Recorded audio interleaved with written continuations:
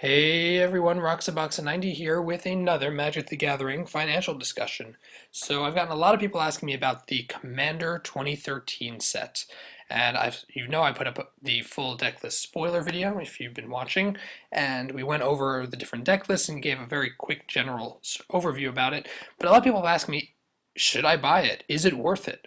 Why is it worth waiting? Is it worth buying now? Should I buy singles? What should I do? So my general thoughts about that, since we want to keep the video fairly short and give you guys as much info as possible, is if you look at a lot of the major retailers, you get a feel for the market in terms of how much these things cost. So if you go to Channel Fireball, for example, the full sets, one of each, so that's 5 total, are $200.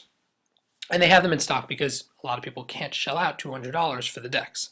But if you look at the individual decks, yes, they're above retail. MSRP is only 30, so they're 35, but they're all sold out, which means they're not a good indicator of the price when they restock. So you say, okay, we have $200 for the full set.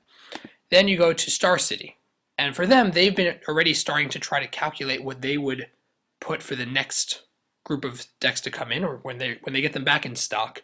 And for them, you have 50, 60, 60, 60, 50, and 200 sold out. So for them, they've sold all of theirs out, including the full sets, the full set of 5, but they raised the individual prices. Why? Because other sites, such as eBay, have raised the bar in terms of what's being sold. So eBay is probably the best indicator of what people will want to spend.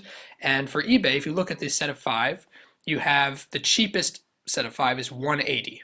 So it's cheaper than 200. You get free shipping. It seems like overall the best deal. But really they vary all the way up to 200, over 200, or yeah, that doesn't count. So basically eBay 200 is the max out for the 5 set. Okay, cool. And then in terms of the individual decks, they are ranging here 85 to, let's look at the cheapest one on eBay right now, is 65. And I didn't go through the auction ones that are going to be running when the sets come out, but it gives you a good indicator of what people will spend. And because of that, it makes you wonder, is it really worth buying them? If you can get them for, say, Evo Gaming has all 5 for 140, I don't know what the shipping is, but 140 for a set of 5, should I just get the set of 5? And that means the decks will be around 30, 35 a piece and keep it that way. I don't know if they even have more in stock, but pretty much you look at the different websites and it makes you wonder in terms of what you should buy. Buying individually, if you can get MSRP from a local game store for 30 bucks or whatever, between 30 and 40 seems quite reasonable. But then if you're going to be spending $50, $60, are the decks even worth it in terms of what they have in them? Because many of the decks, I think except for the ones that have either, that have like legacy staples, the other ones don't have a lot of value. You're really getting a bunch of small cards and a couple of big cards.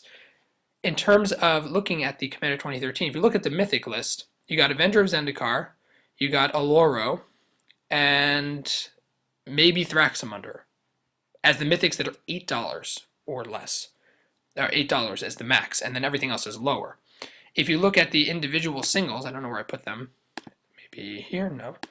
Individual singles here, the significant majority, you get a couple of these are rares, a couple of them that are $4, Baleful Strix is 15, but the significant majority of the cards are 50 cents, $1, a couple dollars.